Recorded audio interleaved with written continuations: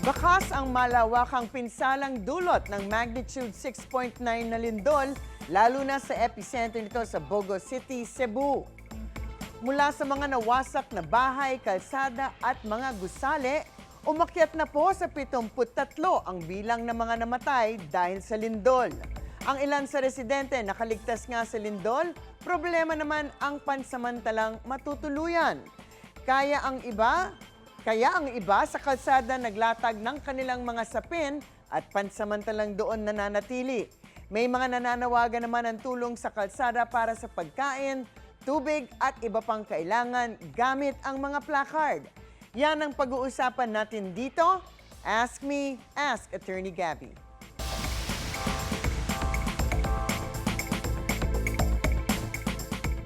Attorney, ano ba ang sinasabi ng batas tungkol sa maaaring makuhang assistance o tulong ng mga apektado ng kalamidad kagaya nitong lindol at ngayon nga ay may bagyo rin?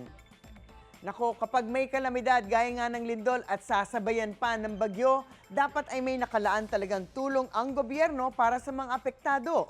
Kapag sinabi nating gobyerno, ito ang pinagsanib na lakas ng national government at ang mga lokal na government po natin. Of course, kasama dito ang DSWD, ang Office of Civil Defense at ang NDRRMC.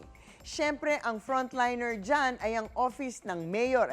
Isama na natin yung barangay, yung mayor at ng gobernador dahil sila ang pinakamalapit at on the ground, ika nga. Sa ilalim ng Republic Act 101-21 o ang Philippine Disaster Risk Reduction and Management Act, malinaw na obligasyon ng gobyerno na magbigay ng assistance sa mga mamamayan. In fact, may pondo dapat na nakalaan for relief and recovery operations at the local and the national level. Sa lokal na level, ito ay percentage ng kanilang revenue. Sa national government naman, ang alam ko, nasa gaayan, mga 20 to 23 billion na parang isang buwan na kinita lang ng isang contractor na kinuha dyan sa ating mga flood control project, di ba? So talagang nakakainis ko minsan isipin. So unang-una, dapat ay meron makukuha na food, water at drink at mga damit siguro at pansamantalang matutuluyan mula sa DSWD at tulad ng sinabi natin mula sa LGU. Pangalawa, dapat may financial at medical assistance din para sa mga nasugatan at burial assistance kung may namatayan. At kung totally damaged ang mga bahay, dapat may programa para sa relocation or emergency shelter aid. Kaya mga kapuso, ay tandaan po na karapatan natin na makatanggap ng tulong mula sa gobyerno, lalo na nga sa panahon ng kalamidad.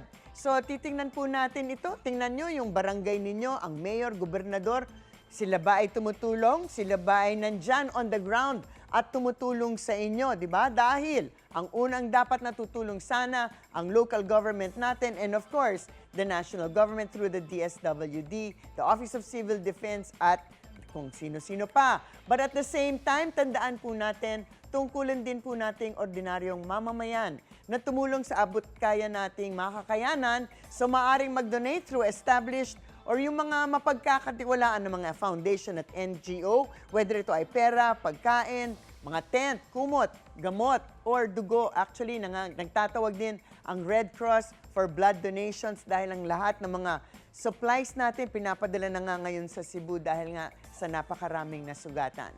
So sa mga usaping batas at hindi lang batas, pati humanitarian needs, bibigyan po nating linaw dito para sa kapayapaan ng pag-iisip. Huwag magdalawang isip.